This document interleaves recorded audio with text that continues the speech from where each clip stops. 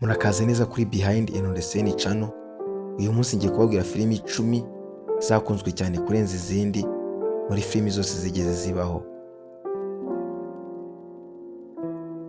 Ku mwanya wa 10 tuhafite filimi yitwa Frozen igice cyayo cya kabiri.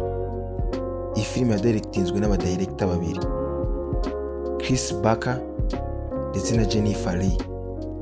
Iyi filimi yarakunzwe cyane, yinjiza amafaranga agera kuri biliyoni 1.450 z'amadolari y'Amerika.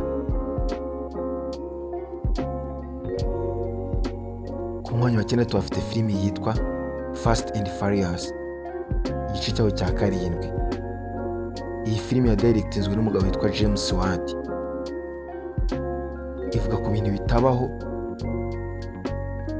by'inkuru y'abasore birukansa imodoka ndetse bakanayigurutsa nk'indege. Iyi filimi yinjije amafaranga agera kuri biliyoni 1.5 z'amadolari y'Amerika. Ku mwanya wa 8 tuhafite filimi yitwa The Avengers yasohotse mu mwaka wa 2012.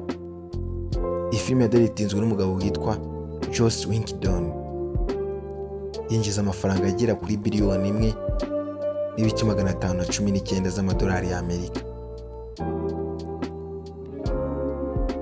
Ku mwanya wa 7 tuhafite filimi yitwa The Lion King.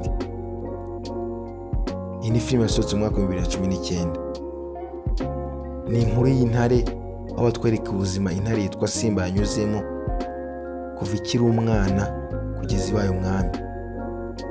Iyi filimi yarakunzwe cyane, ibasha kwinjiza amafaranga agera kuri biliyoni 1.662 z'amadolari y'Amerika.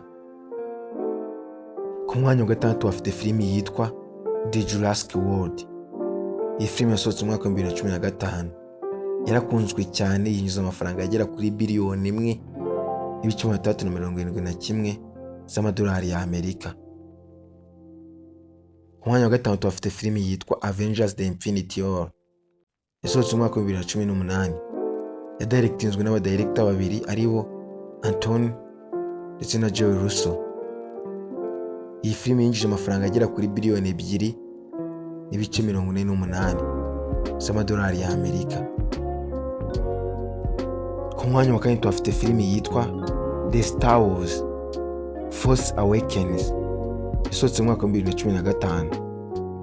Iyi filimi yabashije kwinjiza amafaranga agera kuri biliyoni 2.38 z'amadolari y'Amerika. Bigira filimi yakunzwe cyane.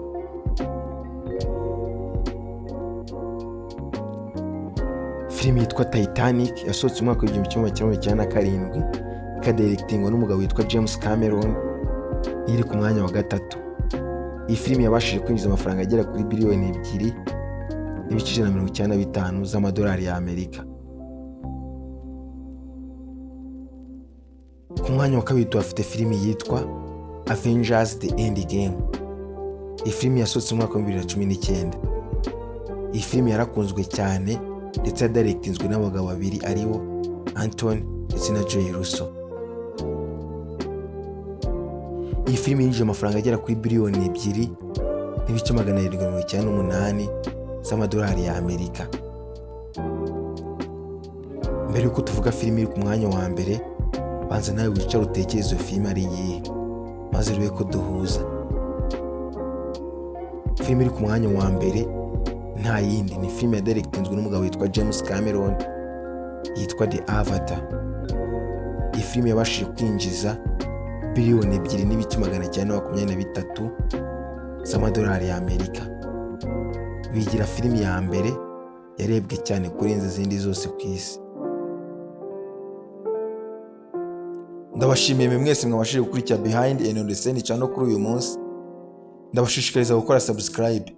Mu by'ukuri ni ikintu cyoroshye kuri mwe, gusa ni inkuru ikomeye kuri njyewe. Ciao ciao.